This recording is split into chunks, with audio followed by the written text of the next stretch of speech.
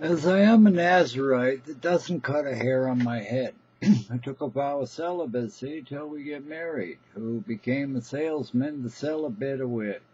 Born in the mad city of the cheese state, you can call me Cheeses. I am the mess hire, opening a cheese shop in Nazareth. We will call it Cheeses of Nazareth.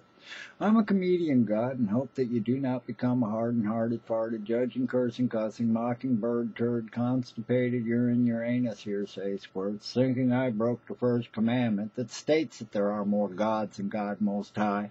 Father Sky, I am who I am, I will be what I will be.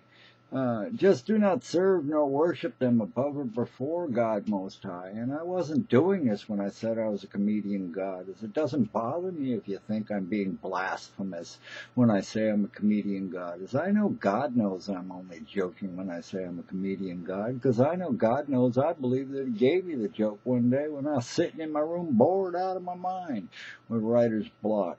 That I not only still thank God for the memory of the joke, I thank Him for all the laughs I've had with it since.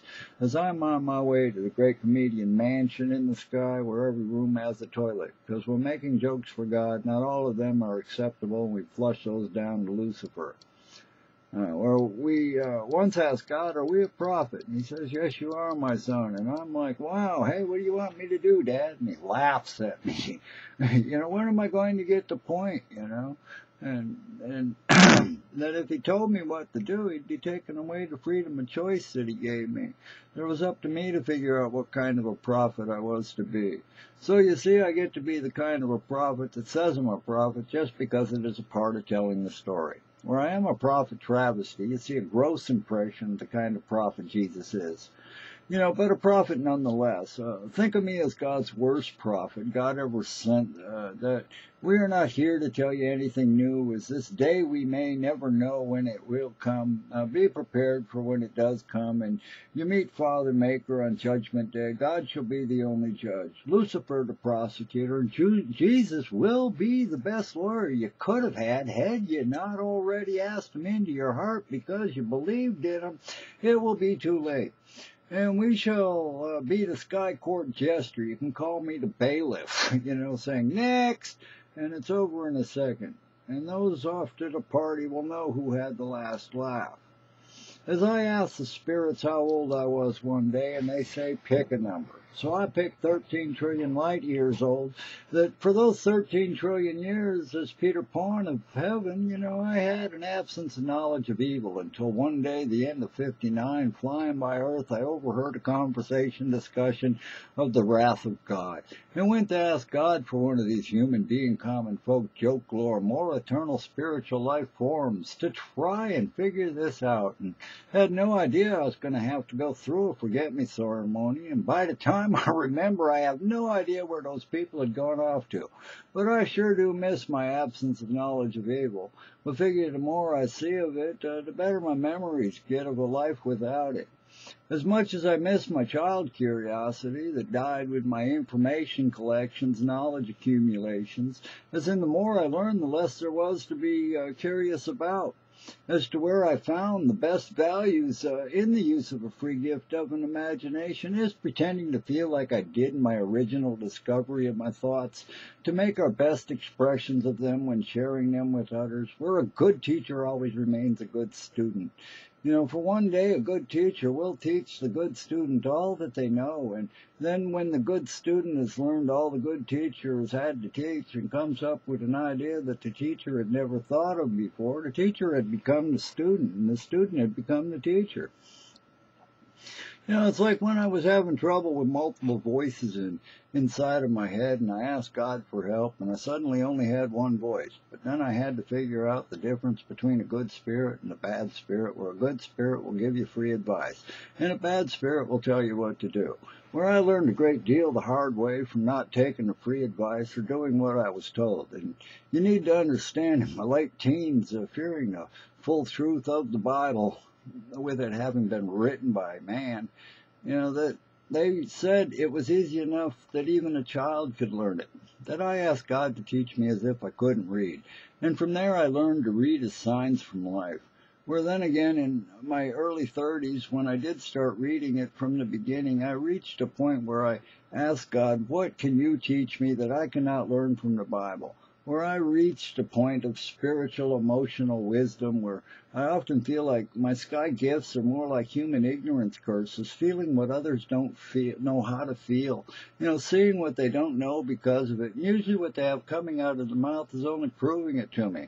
As we can share no more of our heart's emotions with another heart, then they know how to receive and is willing to share in return. And we cannot share any of our heart's emotions with another heart that has hardened their heart to ours.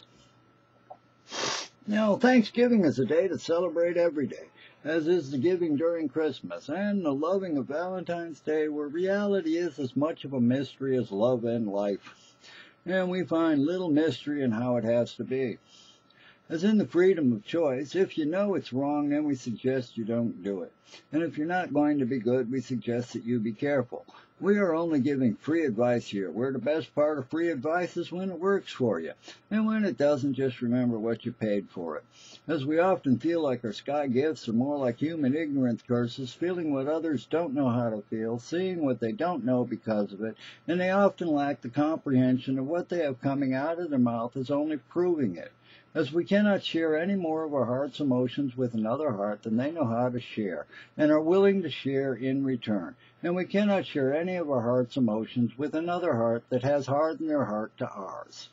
As we are a true sky love believer, the true sky love never dies. As if we did not continue to love everyone for every single simple teeny tiny little reason of every single simple teeny tiny little reason we ever said that we loved them for before now, then we did not truly love them for them then. And we know we did because we still do, or else we would not be the true sky love believer we claimed we are. Now, if you don't love everyone for every single simple teeny tiny little reason you ever said that you loved them for before now, then you did not truly love them for them then. And it takes two to make a relationship work, only one to leave. And just because one leaves does not mean that they stop loving the other. It's more like getting used to having them, not having them in your life to share your love for them with them.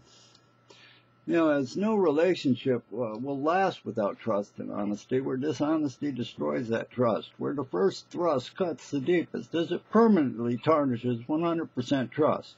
And besides, if you're not supposed to believe a liar, how can you believe yourself knowing that you lied? Well, where then I chose to be honest because I'm lazy is when you tell a lie, you go into double overtime thinking, having to remember the truth so you don't repeat the truth, as well as remembering your lie word for word so that you don't get caught in it. As living an honest life, you don't have as much to remember. And I have known remorseless liars that repeated their lies so many times that they lost part of their own truth, with their lies having become their truth, that the most common lie I have ever been told is the denial that someone was talking behind my back, where it's not the talking behind my back that bothered me, as I usually leave people with something to talk about. It's just that what they had coming out of their mouth about my life, I never told them. Told me their denial was a lie. And before you can lie to someone else, first you have to lie to yourself, and we are not the devil made you do it.